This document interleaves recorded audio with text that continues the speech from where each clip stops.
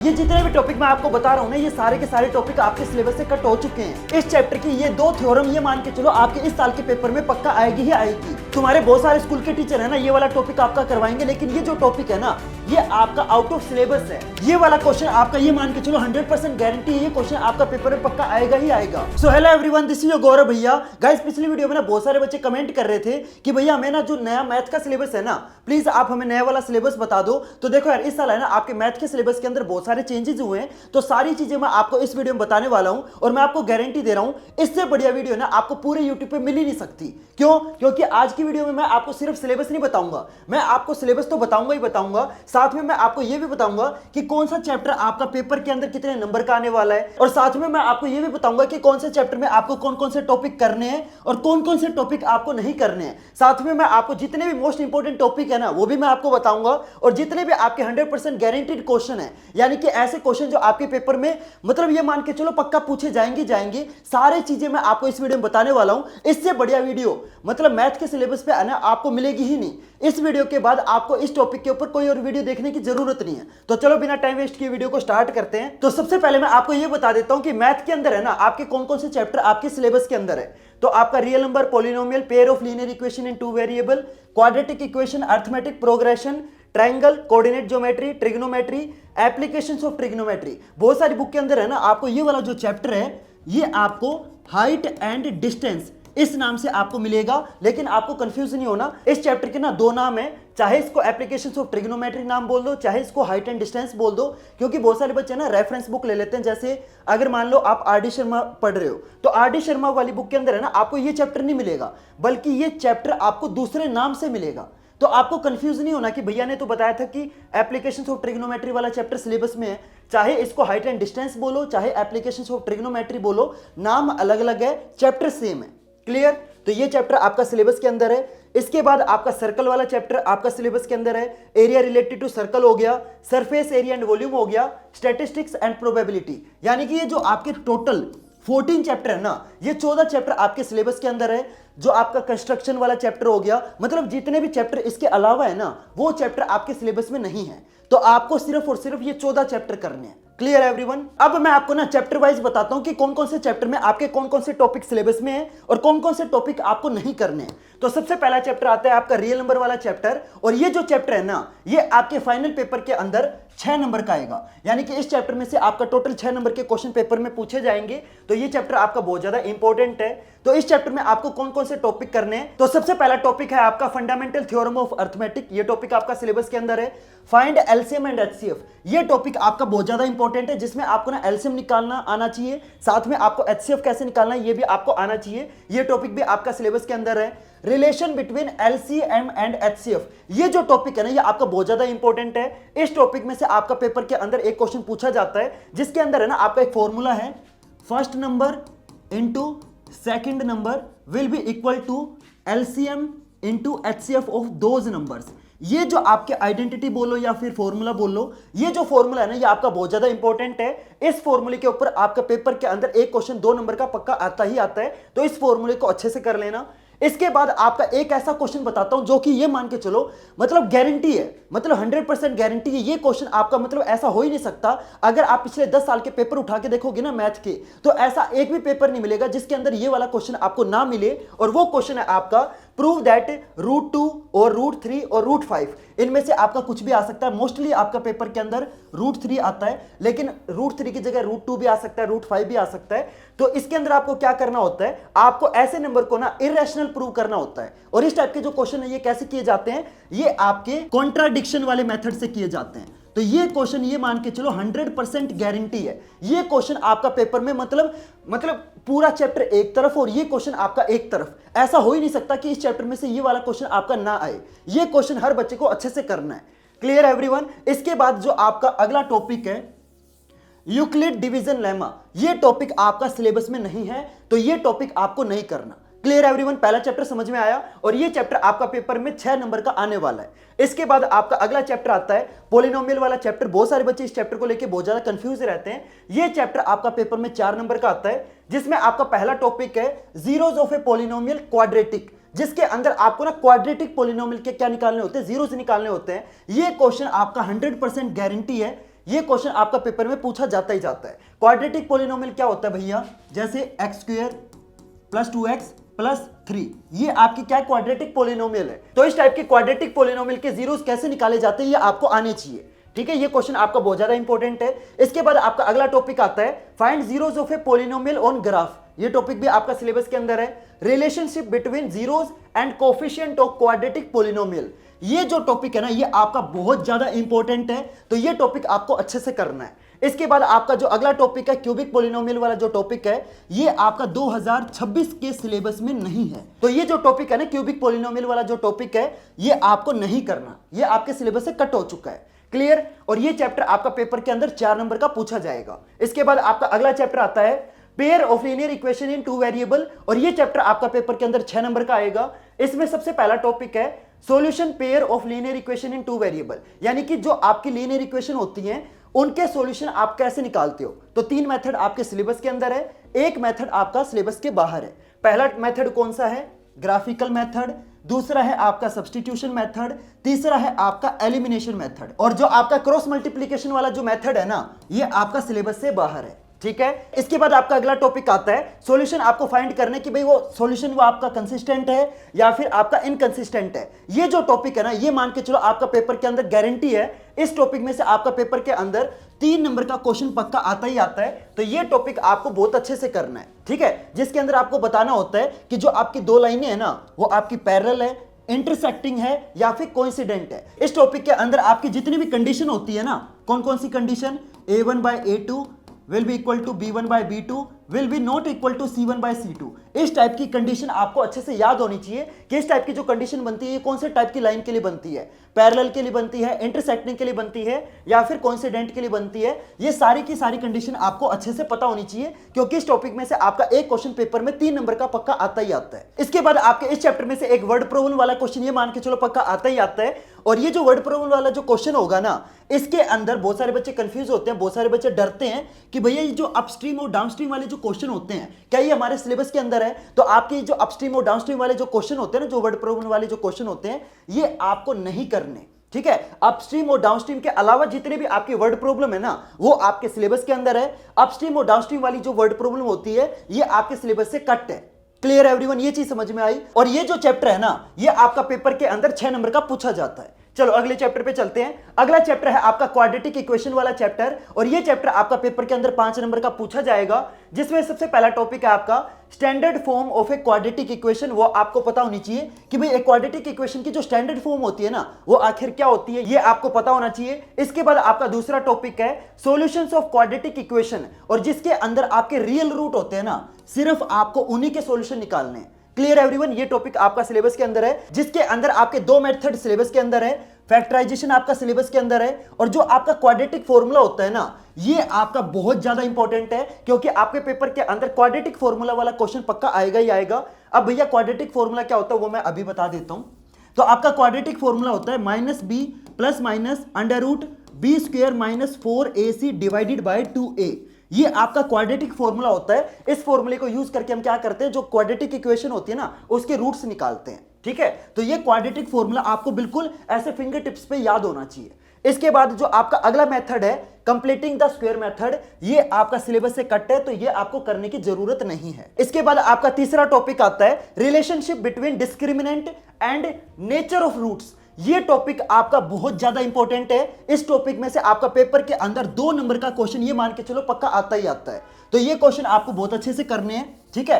तो आपको एक तो क्वाड्रेटिक फॉर्मूला अच्छे से याद होना चाहिए, दूसरा आपको रिलेशनशिप पता होनी चाहिए कि भाई डिस्क्रिमिनेंट और जो नेचर होता है ना, रूट्स का जो नेचर होता है, इन दोनों के बीच में क्या रिलेशनशिप होती है ये आपको पता होनी चाहिए, ठीक है। इसमें से आपका 2 नंबर का क्वेश्चन पेपर में आ जाता है। इसके बाद इस चैप्टर में से भी आपकी वर्ड प्रॉब्लम पूछ ली जाएंगी, और इस चैप्टर में से भी जो आपकी अपस्ट्रीम और डाउनस्ट्रीम वाली जो वर्ड प्रॉब्लम है ना ये आपको नहीं करनी, ना आपको पिछले चैप्टर में करनी, ना आपको इस चैप्टर में करनी।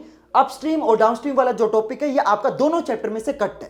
क्लियर एवरीवन, चलो इसके बाद आपके अगले चैप्टर पे चलते हैं। अगला चैप्टर है आपका अर्थमेटिक प्रोग्रेशन वाला चैप्टर, बहुत ही इजी चैप्टर है। ये चैप्टर ये मान के चलो आपके पेपर में ना बिल्कुल फ्री के नंबर देके जाता है, क्योंकि ये चैप्टर आपका पूरा का पूरा फॉर्मूला बेस्ड है, यानी कि आपने बस फॉर्मूले याद करने हैं, वो फॉर्मूले आपको क्वेश्चन के अंदर अप्लाई करने और आपका आंसर आ जाएगा। तो ये 5 नंबर आपके बिल्कुल फ्री के नंबर है, ठीक है, तो इस चैप्टर में आपका जनरल फॉर्म ऑफ एपी ये भी आपको पता होनी चाहिए। इसके बाद आपका अगला टॉपिक आता है nth term of an AP. ये टॉपिक आपका बहुत ज्यादा इंपॉर्टेंट है, जिसके अंदर है ना आपको किसी भी एपी की यानी कि किसी भी अरिथमेटिक प्रोग्रेशन की जो आपकी nth टर्म होती है ना, ये आपसे पूछ ली जाएगी। तो इसका फॉर्मूला आपको पता होना चाहिए। nth टर्म का फॉर्मूला क्या होता है? A n is equal to A plus N minus one d. ये आपका nth टर्म निकालने का फॉर्मूला होता है। ये आपको बिल्कुल याद होना चाहिए, क्योंकि इस फॉर्मूले के ऊपर आपका पेपर के अंदर 100% गारंटी है कि एक क्वेश्चन आपका आता ही आता है। ठीक है, इसके बाद जो आपका कॉमन डिफरेंस निकालने वाला क्वेश्चन भी आ सकता है, sum of the first n terms of an AP. ये टॉपिक भी आपका बहुत ज्यादा इंपॉर्टेंट है, जिसके अंदर आपको एस एन वाला फॉर्मूला पता होना चाहिए। एस एन का फॉर्मूला क्या होता है? n by two A plus N minus one into D. ये आपका किसी भी एपी की टर्म्स का सम निकालने का फॉर्मूला है। तो इसमें से भी आपका पेपर में क्वेश्चन पूछ लिया जाता है, तो ये फॉर्मूला भी आपको अच्छे से याद होना चाहिए। इसके बाद AP application in solving daily life problem, यानी कि जितनी भी आपकी वर्ड प्रॉब्लम होती है ना, इस चैप्टर में आपकी जो वर्ड प्रॉब्लम वाला जो क्वेश्चन है ना, ये आपका कंपिटेंसी बन के आता है। ठीक है, यानी कि इस चैप्टर में जितने भी आपके कंपिटेंसी बेस्ड क्वेश्चन है, ये आपके बहुत ज्यादा इंपॉर्टेंट होते हैं। तो इस चैप्टर के जितने भी कंपिटेंसी बेस्ड क्वेश्चन है, ये आप अच्छे से कर लेना। देखो, आपको टेंशन लेने की जरूरत नहीं है। जितने भी आपके इंपॉर्टेंट क्वेश्चन होते हैं, चाहे कंपिटेंसी बेस्ड क्वेश्चन हो, चाहे आपके केस बेस्ड क्वेश्चन हो, चाहे आपके वैल्यू बेस्ड क्वेश्चन हो, चाहे आपके असर्शन एंड रीजन वाले क्वेश्चन हो, जितने भी आपके टाइप के क्वेश्चन है ना आपके सिलेबस के अंदर, सारे के सारे मैं इस चैनल पे आपको करवाने वाला हूं। तो आपको सिंपल क्या करना है, सिंपल आपको ना इस चैनल को सब्सक्राइब करना है, क्योंकि सेशन के स्टार्टिंग से लेकर सेशन के एंड तक मैं आपको ना बिल्कुल सारी चीजें बिल्कुल कंप्लीटली फ्री में मैं आपको इस चैनल पे करवाने वाला हूं। तो सिंपल आपको क्या करना है, चैनल को सब्सक्राइब करना है। क्लियर है एवरीवन? इसके बाद मैं आपको ना एक बहुत ही बढ़िया चीज बता देता हूं। देखो, अगर आप में से कोई बच्चा ऐसा है जो अभी 6th क्लास से 10th क्लास के बीच में है ना, तो उसके लिए एलन ने एक बहुत ही बढ़िया स्कॉलरशिप टेस्ट लेके आया है, जिसके अंदर आप अप्लाई करके 90% तक की स्कॉलरशिप जीत सकते हो। जितने भी एलन के ऑनलाइन कोर्सेज है ना, उन सभी पे आपको 90% तक की स्कॉलरशिप मिलेगी। और इन ऑनलाइन कोर्सेज में जो आपके इंडिया के जो सबसे टॉप टीचर है ना, वो आपको इन कोर्सेज के अंदर पढ़ाएंगे। सारी की सारी क्लासेज आपकी लाइव होंगी, जिससे आपको अगर क्लास के अंदर कोई भी डाउट आ गया तो आप तुरंत अपने जो डाउट है ना, वो टीचर से अपने सोल्व करवा सकते हो। और इसके अंदर है ना आपको 1-to-1 जो मेंटरशिप है ना, वो भी आपको इसके अंदर मिलेगी। तो इस स्कॉलरशिप के अंदर जल्दी से जल्दी पार्टिसिपेट करो। और भी मैं आपको चीज बता देता हूं, इस कोर्स के अंदर है ना आपको 24/7 डाउट सॉल्विंग मिलेगी। साथ में आपको ना ओलंपियाड्स की भी प्रिपरेशन कराई जाएगी। तो अगर आप में से कोई बच्चा ऐसा है जो ओलंपियाड की तैयारी करना चाहता है, तो इन कोर्सेज के अंदर आपके जितने भी ओलंपियाड वाली जो क्लासेस है ना, वो भी आपको इसके अंदर मिलेंगी। साथ में जितने भी आपके टॉपर वाली जो गाइडेंस है ना, वो भी आपको इसके अंदर दी जाएगी, ताकि आपको समझ में आए कि भाई मेरे को किसी पर्टिकुलर एग्जाम को क्रैक करने के लिए, किसी एग्जाम में अच्छे नंबर लाने के लिए मेरे को एक्चुअली में क्या करना चाहिए। तो वो सारी चीजें भी आपको इन क्लासेस के अंदर बताई जाएंगी। साथ में आपको ना जितने भी आपके स्टडी मटेरियल है, जितने भी आपके प्रीवियस ईयर क्वेश्चन है, सब कुछ आपको इन कोर्सेज के अंदर मिलेगा। तो जल्दी से जाके इस स्कॉलरशिप टेस्ट के लिए रजिस्टर करो। इस स्कॉलरशिप को अप्लाई करने का जो लिंक है ना, वो मैंने आपको डिस्क्रिप्शन बॉक्स में दे रखा है। तो जल्दी से जाके इस स्कॉलरशिप टेस्ट के लिए अप्लाई करो, और जल्दी से ना 90% जो स्कॉलरशिप है वो जल्दी से जीतो। और ये सारी चीजें आपको फिर उसके बाद आपको मिल जाएंगी। रजिस्ट्रेशन करने के लिए सिंपल आपको अपना नाम डालना है, अपना फोन नंबर डालना है, आपको अपनी क्लास सेलेक्ट करनी है। अगर आप 8th क्लास में जा रहे हो तो मूविंग टू 8th डाल देना। उसके बाद आपको अपना टेस्ट का स्लॉट बुक करना है। उसके बाद आपको अपना स्टेट सेलेक्ट करना है। अगर आप हरियाणा से हो तो आप हरियाणा सेलेक्ट कर लेना, जो भी आपका स्टेट है अपना सेलेक्ट कर लेना, और आपका जो रजिस्ट्रेशन है वो आपका कंप्लीट हो जाएगा। क्लियर है एवरीवन? चलो अब अगले चैप्टर पे चलते हैं। तो आपका अगला चैप्टर आता है चैप्टर नंबर 6, ट्राइंगल। और ये चैप्टर है ना आपका बहुत ज्यादा इंपॉर्टेंट चैप्टर है, क्योंकि ये चैप्टर आपका पेपर के अंदर 9 नंबर का आता है। समझ रहे हो? मतलब आपका 80 नंबर का तो पेपर होता है, 80 नंबर में से 9 नंबर अकेला अकेला सिर्फ और सिर्फ ये चैप्टर आपका होल्ड करता है। तो ये चैप्टर आपका बहुत ज्यादा इंपॉर्टेंट चैप्टर है, और ये चैप्टर आपका हाईली स्कोरिंग चैप्टर है। तो इस चैप्टर की जो पहली थ्योरम है 6.1, ये जो थ्योरम है ना, ये आपकी बहुत ज्यादा इंपॉर्टेंट है। बहुत सारे बच्चे ना क्या करते हैं, चैप्टर के अंदर है ना जितने भी आपके एक्सरसाइज वाले क्वेश्चन होंगे ना, वो ये सोचेंगे कि सिर्फ एक्सरसाइज वाले क्वेश्चन आपके इंपॉर्टेंट है, बट ऐसा नहीं होता। चैप्टर के जो एग्जाम्पल होते हैं वो आपके इंपॉर्टेंट होते हैं। चैप्टर के अंदर जितनी भी आपकी थ्योरम होती है ना, वो भी आपको करनी चाहिए, क्योंकि पेपर के अंदर है ना आपकी जो थ्योरम है वो भी आपके पेपर में आ सकती है। समझ रहे हो? तो इस चैप्टर में जो आपकी थ्योरम नंबर 6.1 है ना, इसको प्रूव करने वाला जो पार्ट है ये आपको अच्छे से आना चाहिए। ये थ्योरम आपको बिल्कुल फिंगर टिप्स पे याद होनी चाहिए। इस थ्योरम का जो प्रूफ है ना, वो भी आपको आना चाहिए। तो ये जो टॉपिक है, ये जो थ्योरम है, ये आपकी बहुत ज्यादा इंपॉर्टेंट है, और इस थ्योरम का पेपर में आने के 100% चांसेस है।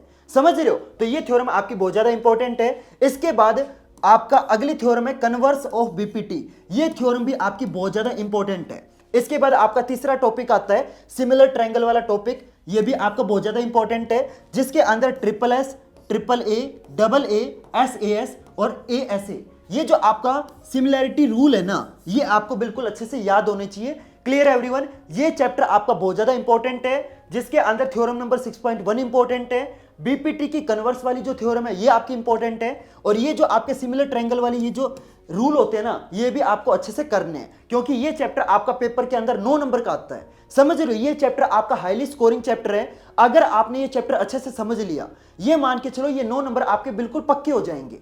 Clear everyone? इसके बाद आपका अगला चैप्टर आता है चैप्टर नंबर 7 कोऑर्डिनेट ज्योमेट्री। ये चैप्टर आपका पेपर के अंदर 6 नंबर का आएगा, और ये 6 नंबर है ना, ये नंबर आपके बिल्कुल फ्री के नंबर है। क्यों? क्योंकि ये चैप्टर आपका पूरा का पूरा फॉर्मूला बेस्ड है, और इस चैप्टर में ऐसा भी नहीं कि आपको ना 10 फॉर्मूले याद करने, ऐसा नहीं है। इस चैप्टर में सिर्फ और सिर्फ आपके 2 फॉर्मूले हैं।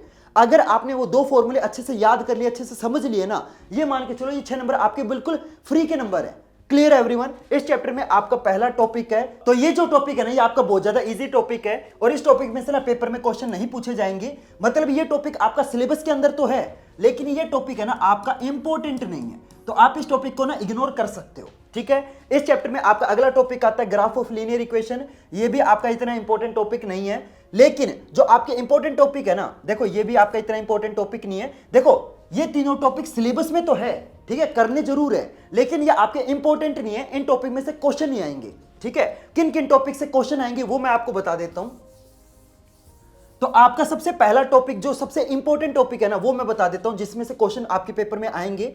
डिस्टेंस बिटवीन 2 पॉइंट्स, जिसके अंदर जो आपका डिस्टेंस फॉर्मूला है ना, ये आपका बहुत ज्यादा इंपॉर्टेंट है। डिस्टेंस फॉर्मूला के ऊपर आपका पेपर के अंदर एक आपका 2 या 3 नंबर का क्वेश्चन गारंटीड मतलब पूछा जाएगा। तो जो आपका डिस्टेंस फॉर्मूला है, ये आपको बिल्कुल फिंगर टिप्स पे याद होना चाहिए। दूसरा फॉर्मूला है आपका सेक्शन फॉर्मूला। तो मैंने आपको बताया था ना, इस चैप्टर में सिर्फ आपके 2 फॉर्मूले हैं, एक है आपका डिस्टेंस फॉर्मूला, दूसरा आपका सेक्शन फॉर्मूला। ये दोनों के दोनों फॉर्मूले आपके बहुत ज्यादा इंपॉर्टेंट है, तो ये दोनों फॉर्मूले आपको बिल्कुल फिंगर टिप्स पे याद होनी चाहिए। लेकिन मैं आपको ना एक चीज और बता दूं, बहुत सारे बच्चे ना इस चीज को लेकर कंफ्यूज होते हैं। देखो जो आपका सेक्शन फॉर्मूला है ना, इसमें जो आपका इंटरनल डिवीजन है, सिर्फ यही आपका सिलेबस के अंदर है। जो आपका एक्सटर्नल डिवीजन वाली जो चीज है ना, ये आपके सिलेबस से कट है। तो आपके सिलेबस में सिर्फ इंटरनल डिवीजन आपका पेपर में आएगा, एक्सटर्नल डिवीजन आपको नहीं करना।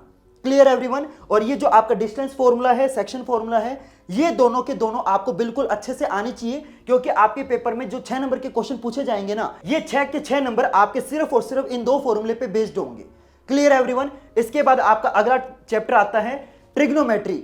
बच्चों को ये चैप्टर इतना ज्यादा मुश्किल लगता है ना, जिसकी कोई हद नहीं है, लेकिन ये चैप्टर ये मान के चलो बहुत ज्यादा इजी चैप्टर है। तो इस चैप्टर में आपको कौन कौन से टॉपिक करने हैं? जो आपका ट्रिग्नोमेट्री टेबल है ना, ये जो मैंने आपको दिखा रखा है, ये टेबल आपको बिल्कुल ऐसे मुंह जबानी ना याद होना चाहिए, कि अगर कोई बंदा तुम्हें रात में जगा के आपसे पूछे ना कि भाई टेंजेंट 30 की कितनी वैल्यू होती है, तो आपको याद होनी चाहिए, तुम्हें टेबल देखने की जरूरत ना पड़े। समझे मेरी बात? तो ये जो आपका ट्रिग्नोमेट्री टेबल है ना, इसके ऊपर आपका एक क्वेश्चन पक्का आएगा ही आएगा। तो ये ट्रिग्नोमेट्री टेबल आपको बिल्कुल अच्छे से याद होना चाहिए। इसके बाद आपका अगला टॉपिक आता है पाइथागोरस थ्योरम। ये तो बहुत सिंपल सी थ्योरम है, ये आप ऑलरेडी 8th क्लास के अंदर पढ़ चुके हो, तो ये बहुत सिंपल थ्योरम है। इसके बाद ट्रिग्नोमेट्री रेशो। यस, ये जो आपका ट्रिग्नोमेट्री रेशो के बीच में जो रिलेशनशिप होता है या जो कन्वर्जन होता है ना, जैसे आपको पता होना चाहिए कि टेंजेंट का कन्वर्स क्या होता है, 1/cot थीटा। तो ये जो आपके कन्वर्जन है ना, ये आपको याद होने चाहिए। और जो आपकी ट्रिग्नोमेट्री आइडेंटिटी है, भाई साहब, ये ट्रिग्नोमेट्री जो 3 आइडेंटिटी है ना, ये तीनों की तीनों आपको बिल्कुल फिंगर टिप्स पे याद होनी चाहिए, क्योंकि इन ट्रिग्नोमेट्री आइडेंटिटी के ऊपर आपका बेस्ड 2 क्वेश्चन आते हैं। एक क्वेश्चन आपका 3 नंबर का आएगा, दूसरा क्वेश्चन आपका 4 नंबर का आएगा। तो ये क्वेश्चन आपके बहुत ज्यादा इंपॉर्टेंट होते हैं। Clear everyone? और जितने भी आपके प्रूफ वाले क्वेश्चन है ना, आप जब एनसीईआरटी बुक ओपन करोगे तो लास्ट में आपके ना 10 प्रूफ वाले क्वेश्चन है। वो प्रूफ वाले क्वेश्चन आपको बहुत अच्छे से करने हैं, क्योंकि वो आपके बहुत ज्यादा इंपॉर्टेंट है। बहुत सारे बच्चे ना प्रूफ वाले क्वेश्चन को इग्नोर करते हैं, बहुत सारे बच्चों को प्रूफ वाले क्वेश्चन मुश्किल लगते हैं, लेकिन ये मान के चलो आपके पेपर के अंदर 4 नंबर का एक प्रूफ वाला क्वेश्चन मतलब पक्का आएगा ही आएगा। तो जितने भी आपके प्रूफ वाले क्वेश्चन है वो आपको अच्छे से करने हैं। Clear everyone? इसके बाद आपका अगला चैप्टर आता है एप्लीकेशंस ऑफ ट्रिग्नोमेट्री। ये चैप्टर आपका अलग अलग नाम से जाना जाता है, जो मैं आपको स्टार्टिंग में बता चुका हूं। तुम्हारी आरडी शर्मा बुक में ये जो चैप्टर है ना, हाइट एंड डिस्टेंस नाम से मिलेगा, तो आपको कंफ्यूज नहीं होना। चाहे इस चैप्टर को एप्लीकेशंस ऑफ ट्रिग्नोमेट्री बोलो, चाहे हाइट एंड डिस्टेंस बोलो, दोनों मतलब चैप्टर सेम है, नाम अलग अलग है। क्लियर। तो ये चैप्टर आपका पेपर के अंदर 5 नंबर का आता है। तो इस चैप्टर के अंदर जो आपका सबसे पहला टॉपिक है हाइट एंड डिस्टेंस नाम से ही एक टॉपिक है, ये टॉपिक आपका बहुत ज्यादा इंपॉर्टेंट है। फिर आपका दूसरा टॉपिक है angle of elevation and angle of depression. बहुत सारे बच्चों को पता ही नहीं होता कि एंगल ऑफ एलिवेशन क्या होता है, एंगल ऑफ डिप्रेशन क्या होता है। तो ये दोनों के दोनों एंगल आपको पता होने चाहिए, और इन दोनों टाइप के एंगल के ऊपर बेस्ड आपके जितने भी न्यूमेरिकल हैं, जितने भी आपके क्वेश्चन है ना, ये आपको अच्छे से करने हैं। क्योंकि आपके पेपर के अंदर या तो आपका एक एंगल ऑफ एलिवेशन वाला क्वेश्चन आएगा या फिर आपका एक एंगल ऑफ डिप्रेशन वाला क्वेश्चन आएगा। तो ये दोनों टॉपिक आपके इंपॉर्टेंट है। अगर मैं आपको बताऊं कि भैया एलिवेशन वाला ज्यादा इंपॉर्टेंट होता है या डिप्रेशन वाला, तो जो आपका डिप्रेशन वाले जो क्वेश्चन होते हैं ना, इनके आने के पेपर में ज्यादा चांसेस होते हैं, लेकिन करने आपको दोनों है, एलिवेशन वाले भी कर लेना और डिप्रेशन वाले भी कर लेना। लेकिन इन दोनों में जो डिप्रेशन वाला जो है ना, वो आपका ज्यादा इंपॉर्टेंट होता है। चलो अगला टॉपिक है आपका problem should not involve more than 2 right triangles और ओनली 30 डिग्री, 45 डिग्री, 60 डिग्री। तो जितने भी आपके ट्रायंगल होते हैं ना, जिसके अंदर 30 डिग्री, 45 डिग्री या फिर 60 डिग्री, ये 3 एंगल होते हैं। इन 3 एंगल के ऊपर बेस्ड आपके जितने भी क्वेश्चन हैं, सारे के सारे आपको करने इंपॉर्टेंट होते हैं। इसके बाद आपके इस चैप्टर के अंदर है ना, आपका एक क्वेश्चन है जो कि आपका स्पीड के ऊपर बेस्ड है। तो ये जो स्पीड वाला जो क्वेश्चन है ना, इस चैप्टर के अंदर आप देखना एक आखिरी क्वेश्चन मिलेगा, जिसके अंदर देखना आपको ना स्पीड निकालनी होगी या फिर आपको स्पीड गिवन होगी, आपको डिस्टेंस निकालना होगा। तो ये जो आपका आखिरी क्वेश्चन है ना, आपकी इस एक्सरसाइज के अंदर, इस चैप्टर के अंदर आपको पता है एक ही एक्सरसाइज है, और उस एक्सरसाइज का जो आखिरी क्वेश्चन है ना, वो आपका स्पीड वाला क्वेश्चन है। तो ये क्वेश्चन आपका बहुत ज्यादा इंपॉर्टेंट है। 100% गारंटी है कि ये क्वेश्चन आपका पेपर में आएगा ही आएगा। तो ये क्वेश्चन आपको अच्छे से करना है। इसके बाद आपका अगला चैप्टर आता है सर्कल वाला चैप्टर, और ये चैप्टर आपका पेपर के अंदर 6 नंबर का आएगा, जिसके अंदर आपकी 2 थ्योरम है ना, बहुत ज्यादा इंपॉर्टेंट है। थ्योरम नंबर 10.2 और थ्योरम नंबर 10.1। ये जो आपकी पहली 2 थ्योरम है ना, ये आपकी बहुत ज्यादा इंपॉर्टेंट है। जो आपकी थ्योरम नंबर 10.2 है ना, ये मान के चलो ये थ्योरम आपका 100% गारंटी आपके पेपर में आएगी, और जो थ्योरम नंबर 10.1 है, ये आपकी बहुत ज्यादा इंपॉर्टेंट है। Clear everyone. तो ये दोनों थ्योरम आपको अच्छे से आनी चाहिए। इसके बाद आपका जो अगला टॉपिक है find length of tangent, secant, chord and radius. ये टॉपिक भी आपका बहुत ज्यादा इंपॉर्टेंट है। Clear everyone. तो ये जो पहली 2 थ्योरम है ना, ये आपको बिल्कुल फिंगर टिप्स पे याद होनी चाहिए। इन दोनों थ्योरम की जो स्टेटमेंट है, ये आपको आनी चाहिए। इन दोनों थ्योरम का जो प्रूफ वाला पार्ट है ना, ये भी आपको अच्छे से आना चाहिए। चलो अगले चैप्टर पे चलते हैं। आपका अगला चैप्टर है chapter number 11, area related to circle वाला चैप्टर। ये चैप्टर आपका पेपर के अंदर 5 नंबर का आएगा, और ये चैप्टर भी ये मान के चलो कंप्लीटली आपको ये जो 5 नंबर है ना, बिल्कुल फ्री के देके जाता है। क्यों? क्योंकि ये चैप्टर भी आपका पूरा का पूरा फॉर्मूला बेस्ड है। समझ रहे हो? तो इस चैप्टर के अंदर जो आपका पहला फॉर्मूला है, जिसके अंदर आपको सेक्टर का एरिया निकालने वाला जो फॉर्मूला है ना, फॉर्मूला कौन सा है? वो θ/360 इंटू पाई आर स्क्वायर। ये जो फॉर्मूला है, ये फॉर्मूला आपका बहुत ज्यादा इंपॉर्टेंट है। दूसरा फॉर्मूला आता है आपका सेगमेंट का एरिया निकालने वाला फॉर्मूला। सेगमेंट का एरिया निकालने का क्वेश्चन 100% गारंटी है आपके पेपर में पक्का आएगा ही आएगा। तो सेगमेंट का एरिया कैसे निकालते हैं, सेक्टर का एरिया कैसे निकालते हैं, ये दोनों चीजें आपको अच्छे से याद करनी है। इसके बाद आपका अगला टॉपिक है आर्क का लेंथ निकालने वाला टॉपिक। ये भी बहुत ज्यादा इंपॉर्टेंट है। इसका भी फॉर्मूला क्या होता है? θ/360 इंटू 2 पाई आर। ये फॉर्मूला भी आपको अच्छे से याद करना है। ठीक है। अगर आपको आर्क की लेंथ निकालनी है तो ये फॉर्मूला यूज होगा। अगर आपको सेक्टर का एरिया निकालना है ना, तो 2 पाई आर की जगह आप क्या यूज करोगे? पाई आर स्क्वायर यूज करोगे। Clear everyone. ये पूरा जो चैप्टर है ना, ये आपका फॉर्मूला बेस्ड चैप्टर है। तो जितने भी फॉर्मूले है ना, आपको अच्छे से याद करने हैं। चलो अगला टॉपिक आता है पेरीमीटर और सर्कमफ्रेंस निकालने वाला टॉपिक। ये भी बहुत ज्यादा इंपॉर्टेंट है। और सबसे इंपॉर्टेंट टॉपिक इस चैप्टर का, जो सबसे मेन टॉपिक है ना, दैट इज दिस टॉपिक, जिसके अंदर आपको शेडेड या फिर अनशेडेड, जितना भी आपका शेडेड या फिर अनशेडेड पार्ट होता है ना, इसका एरिया कैसे निकालते हैं, इस टॉपिक के ऊपर बेस्ड आपका पेपर के अंदर ये मान के चलो 2 क्वेश्चन आते हैं। एक क्वेश्चन आपका 3 नंबर का आता है, एक क्वेश्चन आपका 2 नंबर का आता है। तो ये जो टॉपिक है ना, ये आपका बहुत ज्यादा इंपॉर्टेंट टॉपिक है। Clear everyone. इसके बाद आपका अगला चैप्टर आता है chapter number 12, surface area and volume वाला चैप्टर। ये चैप्टर भी आपका पेपर के अंदर 5 नंबर का आएगा, और ये चैप्टर भी आपको 5 नंबर फ्री के देके जाता है, क्योंकि ये चैप्टर भी आपका फॉर्मूला बेस्ड है। तो इस चैप्टर के अंदर सबसे पहला जो आपका बहुत इंपॉर्टेंट टॉपिक है, जिसके अंदर आपको वॉल्यूम निकालना, सरफेस एरिया निकालना, और जो आपका कर्व्ड सरफेस एरिया है ना, ये निकालना। इन तीनों में सबसे इंपॉर्टेंट है आपका कर्व्ड सरफेस एरिया। ये तीनों चीजें आपको निकालनी आनी चाहिए, जिसके अंदर आपको हर शेप का जो फॉर्मूले है ना, वो आपको बिल्कुल फिंगर टिप्स पे याद होनी चाहिए। कि भाई सिलेंडर का कर्व सरफेस एरिया का फॉर्मूला क्या होता है, सिलेंडर की वॉल्यूम का फॉर्मूला क्या होता है, सिलेंडर का टोटल सरफेस एरिया का फॉर्मूला क्या होता है। तो जितने भी आपको फॉर्मूले है ना, सारे आपको अच्छे से याद होने चाहिए। तो तुम्हारे सिलेबस के अंदर टोटल 6 शेप है, सिलेंडर, हेमिस्फीयर, कोन, क्यूब, क्यूबॉइड और स्फीयर। ये 6 शेप आपके सिलेबस के अंदर है। लेकिन जो आपका फ्रस्ट्रम है ना, ये आपके सिलेबस के अंदर नहीं है, तो फ्रस्ट्रम वाली चीज आपको नहीं करनी। Clear everyone. और इन 6 की 6 शेप में से सबसे इंपॉर्टेंट शेप कौन कौन सी है, सिलेंडर, हेमिस्फीयर और कोन। ये जो 3 शेप है ना, ये आपकी बहुत ज्यादा इंपॉर्टेंट है। और इस चैप्टर में जो सबसे इंपॉर्टेंट क्वेश्चन आपका पेपर में ये मान के चलो पक्का आएगा ही आएगा, वो कौन सा होता है, जिसके अंदर आपको ना 2 शेप आपस में क्या होती है, कंबाइन होती है। एग्जाम्पल से बताता हूं। जैसे मान लो आपने क्या किया, आपने सिलेंडर लिया और सिलेंडर के ऊपर आपने क्या कर दिया, कोन रख दी। अब देखो, अब आपको क्या निकालना है, अब आपको इस शेप का टोटल सरफेस एरिया निकालना है। यहां पे देखो, आपका ऊपर कोन है, नीचे आपका सिलेंडर है। तो जब आपकी 2 शेप आपस में क्या हो जाए, कंबाइन हो जाए ना, उसके बाद जो आपकी नई शेप बनेगी उसका आपको वॉल्यूम निकालना दिया जा सकता है, या फिर आपको कर्व्ड सरफेस एरिया निकालने के लिए बोला जा सकता है, या फिर आपको टोटल सरफेस एरिया निकालने के लिए बोला जा सकता है। तो ये जब आपकी 2 शेप आपस में क्या हो जाए, कंबाइन हो जाए, वो जो टॉपिक है ये आपका बहुत ज्यादा इंपॉर्टेंट है। तो ये टॉपिक आपको अच्छे से करना है। इसके बाद आपका अगला चैप्टर आता है स्टैटिस्टिक्स वाला चैप्टर। ये चैप्टर आपका पेपर के अंदर 7 नंबर का आएगा और ये चैप्टर भी आपका पूरा का पूरा फॉर्मूला बेस्ड है। तो ये चैप्टर भी आपको ये मान के चलो 7 नंबर बिल्कुल फ्री के देता है, जिसके अंदर सबसे पहला टॉपिक आपको मीन निकालना आना चाहिए, जिसके अंदर आप डायरेक्ट मेथड भी यूज कर सकते हो, अज्यूम मीन वाला मेथड भी यूज कर सकते हो, और आपका जो स्टेप डेविएशन वाला मेथड है, ये 3 मेथड आपके सिलेबस के अंदर है। साथ में आपको मीडियन निकालना भी आना चाहिए, मोड निकालना भी आना चाहिए। यानी कि ये जितने भी आपके फॉर्मूले हैं ना, मीन निकालने का फॉर्मूला, मीडियन निकालने का फॉर्मूला, मोड निकालने का फॉर्मूला, ये सारे के सारे बिल्कुल आपको अच्छे से याद होने चाहिए। इसके बाद रिलेशनशिप भी आपको पता होना चाहिए कि भाई मान लो अगर आपको पेपर के अंदर मीन बता दिया जाए, आपको मीडियन बता दिया जाए और आपसे मोड निकालने के लिए बोला जाए, तो इसका ना एक फॉर्मूला होता है, वो फॉर्मूला आपको कमेंट करके बताना है। Clear everyone. तो ये जो फॉर्मूला है ना, ये भी आपको अच्छे से आना चाहिए।